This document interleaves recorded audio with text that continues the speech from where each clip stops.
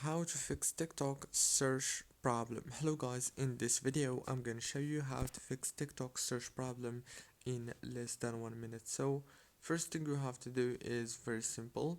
Just open the Play Store and search for TikTok like this. Now here you will find TikTok app, and right here you will find the green button, and if you found this update option, just click on it and the problem is gonna be fixed.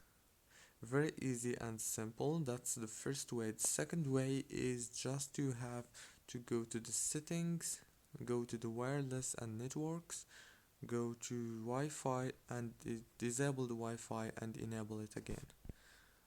Now restart your phone and reopen Instagram and the problem must be solved. Don't forget to like, subscribe, and thank you so much for watching this video until the very end. See you later.